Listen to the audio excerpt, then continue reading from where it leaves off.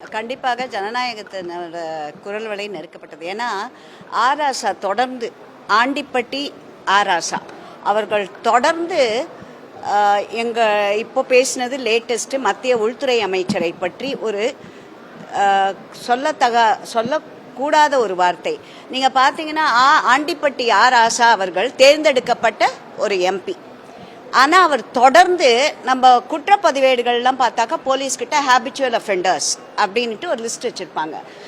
அந்த மாதிரி ஆண்டிப்பட்டி ஆராசா அவர்கள் தொடர்ந்து இந்த மாதிரி ஒரு கமெண்ட்டு ஒரு வாட்டின்னு இல்லை, அவர் தொடர்ந்து அவருக்கு நாக்கு இருக்கிறது, தடித்த நாக்கோ நீட்ட நாக்கோ ஏதோ அதே நாக்கு தான் எங்களுக்கும் இருக்கிறது. எங்களுக்கும் வாய் இருக்கிறது, அவருக்கும் வாய் இருக்கிறது. அதனால் என்னைக்குமே ஒரு வரையறை இருக்கிறது. தேர்ந்தெடுக்கப்பட்ட ஒரு மக்கள் பிரதிநிதியாக இருக்கும் ஒருவர் அவர் இந்த மாதிரி தொடர்ந்து இந்த மாதிரி பேசுவதை நிறுத்திக்கொள்ள இந்த முதலமைச்சர் அவர்களும் அதை பற்றி ஒன்றுமே பேசவில்லை. நான் அதை பற்றி அப்ஜெக்ஷன் கொடுத்தேன் உள்ள, நான் இதை கண்டிக்கத்தக்கது அப்படின்ட்டு. இந்த டிரெவிடியன் மாடல்லையே நீங்கள் நன்றாக செய்கிறீர்கள், நீங்கள் இமாலய இது உங்களை பற்றி புகழ்ந்து பேசிக்கொண்டே இருந்தால் அதுதான் ஒத்துக்கொள்ளப்பட வேண்டும் அப்படிங்கிற மாதிரி ஒரு ட்ரெண்டு செட் ஆயிருக்கு. குறைகளை கண்டிக்க வேண்டும். முதலமைச்சர் அவர்கள் ஏற்கனவே சொல்லியிருக்கார், என்னால் என்னை தூங்க விடுங்க அப்படின்ட்டு. ஆராசா அவர்களை ஏன் அவர் கண்டிக்கவில்லை இதுவரைக்கும்?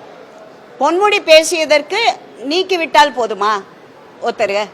ஒருத்தர் தகாத இது பேசும்பொழுது அவர்களை நீக்கிவிட்டு பதவியிலிருந்து நீக்கிவிட்டோம், கட்சி பதவியிலிருந்து நீக்கிவிட்டோம், அமைச்சர் பதவியிலிருந்து நீக்கிவிட்டோம் அப்படின்லாம்.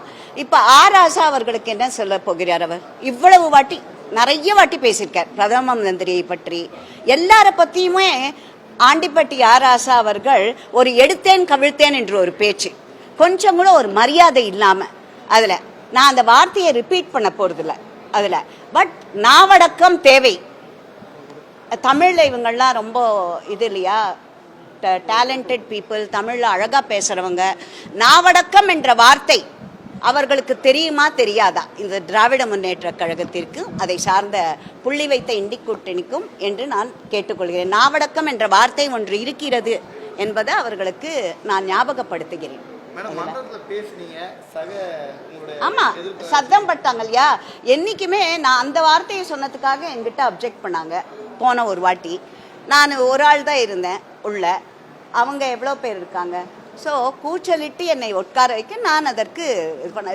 நீங்கள் அப்போ தான் பேசணும், உங்கள் டேர்ன் வரைச்ச பேசணுங்க. அப்போ எல்லாருமே டேர்ன் வரைச்சி தான் பேசுகிறாங்களா? உறுப்பினர்கள் எல்லாம் நிறைய பேர் எழுந்து தானே பேசுகிறாங்க. அது என்ன உமா ஆனந்தன் பாஜகவிற்கு மாத்திரம் ஒரு நியதி, மீதி அவர்களுடைய கட்சியை சார்ந்த உறுப்பினர்களுக்கு ஒரு நியதி அப்படின்னு இருக்கா அதில்? ஸோ நிச்சயமாக இது கண்டிக்கத்தக்கது. ஆண்டிப்பட்டி ஆராசா அவர்கள் கொஞ்சம் யோசித்து பேச வேண்டும். மேடை கிடைத்து விட்டால் எதை வேணால் பேசலாம் அப்படின்றது இப்போ திருப்பி அது வருது. முதலமைச்சரின் தூக்கத்தை இவர்கள் கெடுக்கிறார்கள். கேட்டுருக்கேன், அது வரவே வராது அந்த மாதிரி. அதுதான் சொல்ல வரேன். இப்போது நான் கேட்குற கேள்வி கூட உதாரணத்திற்கு என்னால் கூற முடியும். நான் கேட்குற கேள்விக்கெல்லாம் பதில் அவர்களிடம் வரும்பொழுது ஒரு மழுப்பலான பதில் சில வாட்டி அதில். இப்போது எக்ஸாம்பிளுக்கு நான் இன்றைக்கி அந்த தெருவை பற்றி கேட்டிருக்கேன். பார்க்குறோன்னு இருக்காங்க, ஆவணம் செய்கிறோம் அப்படின்னு இருக்காங்க. அதில் எனக்கு ஒருவர் எழுந்து விசிகாவை சேர்ந்த ஒருத்தர் எழுந்து ஒரு இதுக்கு எஸ்ரா சர்க்குணம் அவர்கள் பேரை வைக்க வேண்டும். எஸ்ரா சர்க்குணம் என்ன பண்ணியிருக்காரு, என்ன சேவை செய்திருக்கிறார் அவர் பேரை வைப்பதற்கு? எஸ்ரா சர்க்குணம் அதுதான் சொல்ல வரேன். இது அவர் சொல்லச்ச நான் எழுந்தேனாக்க உங்களுடைய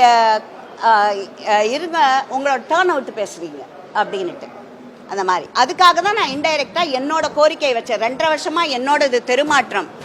சுதந்திர போராட்ட வீரர் ஒருத்தர் காங்கிரஸில் இருந்தவர், அவர் இந்த பப்ளிக் ஹெல்த் சென்டர்னு என்ன கேட்டால் இந்தியாவிலேயே ஒரு முன்னோடி. அது பப்ளிக் ஹெல்த் சென்டர் ஹெல்த் பாலிசியில் ஒரு முன்னோடியாக, இந்தியாவிற்கே முன்னோடியாக திகழ்கின்ற ஒன்றை வீடு வீடாக போய் 8 அணா 4 அணா 1 ரூபான்னு கலெக்ட் பண்ணி அந்த public health centre lake view ரோட்டில் ஆரம்பித்தார். இன்றோட 74 வருஷம் முடிஞ்சுக்கு. நான் அவர் பேரை வையுங்கன்னு கோரிக்கை வைத்து 2 இவர் கம்பேர் பண்ணாக்க அவர் நான் சொன்னேன் இல்லையா, சுதந்திர போராட்டத்தில் பங்கேற்றவர், பழுத்த இதர், கல்யாணம் பண்ணிக்காம இந்த நாட்டிற்காக சேவை செய்தவர். பப்ளிக் ஹெல்த் பாலிசி என்னன்னு தெரியாத காலத்தில் அந்த மேற்கு மாம்பலம் வாசிகளுக்கு, சைதாப்பேட் வாசிகளுக்கு 1950s early late 40s early 50ஸ்ல அவர் வந்து இந்த மாதிரி ஒரு ஐடியா வந்து இது ஆரம்பிச்சவர். வீடு வீடாக போய் ஏன் எனக்கு தெரியும்னா எங்கள் அப்பா கிட்ட வந்து வாங்கியிருக்கார். எங்கள் அப்பா கிட்ட அண்ட் எங்கள் அப்பா வந்து அதோட கலெக்ட். இப்போ நான் பேரை மாற்றினோடனே உங்களுக்கு ஒரு சந்தேகம், அந்த சுப்பிரமணியம் என்பவர் என் தந்தையோன்னு ஒரு சந்தேகம் உங்களுக்கு. நான் சொன்னேன் முதல்ல உங்கள் ஹோம்ஒர்க்கை பண்ணுங்கள். எம்சி வந்து கல்யாணமே பண்ணிக்கல அவர். அதனால் எங்கள் அப்பா பேரை ரெக்கமெண்ட் பண்ணுறேன்றீங்களே அப்படின்ட்டு நான் அதுக்கு கூட ஒரு பதில் கொடுத்தேன் நான்.